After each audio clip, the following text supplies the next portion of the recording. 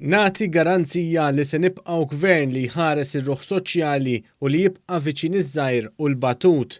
Hekk stqarr il-Prim Ministru Robert Abela waqt sessjoni li fiha wieġeb għal mistoqsijiet tal-pubbliku ġewwa Ħalbalzan. Huwa stqarr li din il-garanzija se tingħata fil-budget li jmiss li l-Gvern se jħabbar fit-19 ta' Ottubru. Dik il-garanzija iżda ma tingħatax biss bil-kelma. Dik il-garanzija se tingħata fit-19 ta' Ottubru bħala għada ġimgħa, meta se nkunu qegħdin inħabbru il-budget.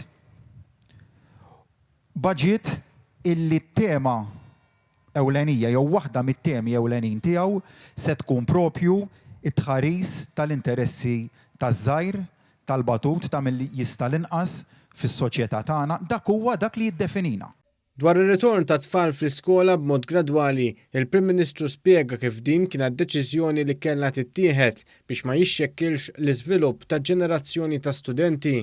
Hawnhekk qed nitkellmu dwar l-iżvilupp ta' ġenerazzjoni sħiħa ta' tfal li nistgħu nitilfuhom jekk nieħdu deċiżjonijiet ħżiena, jew nistgħu f'dan il-mument partikolari ngħidu li minkejja kollox ipprovdejnilhom l-aqwa għodda għall-iżvilupp tagħhom.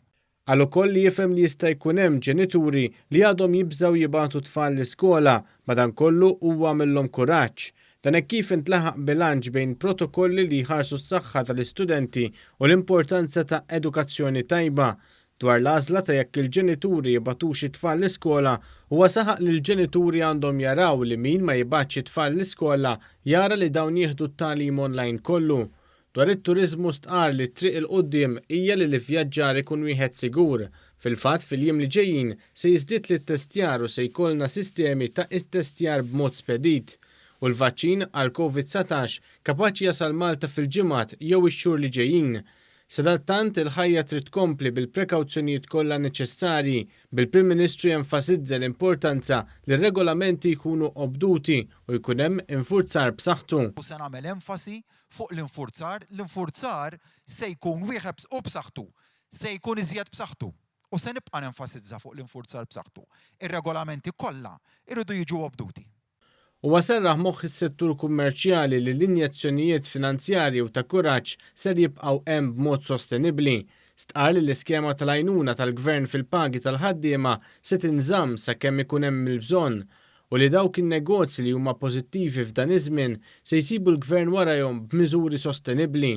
Innota wkoll li fil-waqt li tbassir kien qal li se jkollna 50,000 ruħ qiegħda f'pajjiżna kompla jnaqqas il-qatt ġimgħa wara ġimgħa. F'Marzu li għadda id-tbassir kien, infakkarkom id-tbassir x'kien, li se jkollna 50,000 ruħ qiegħda f'pajjiżna. Infakkarulkom dan, 50,000 ruħ qiegħda. Ħdimna bil-kontra. Bil-kontra saħansitra ta' dak li rnexxiela tirreġistra iż-żona euro l-pajjiżi fiż-żona euro bħalissa. Fiż-żona euro l-qatt jitla' l fuq b'0.8%, aħna naqsuh b'0.4%. Stqarr li saħansitra f'pandemija f'dawn l-aħħar 3 xhur pajjiżna kellu rekord ta' konvenji fuq il-proprjetà permezz ta' miżuri ta' tnaqqis fit-taxxa tal-boll. Dan is-suċċess imur kontra kull tbassir li kellu iżda bir-reżiljenza tal-poplu Malti u għawċi u l-għaqal ta' dan il-Gvern pajjiżna se jkompli l-mixja pożittiva. Innota wkoll kif tul il-pandemija baqgħu għaddejjin proġetti infrastrutturali u għaddew liġijiet meħtieġa dwar il-governanza li kienu ilhom snin jintefgħu taħt it-tapit minn amministrazzjonijiet preċedenti.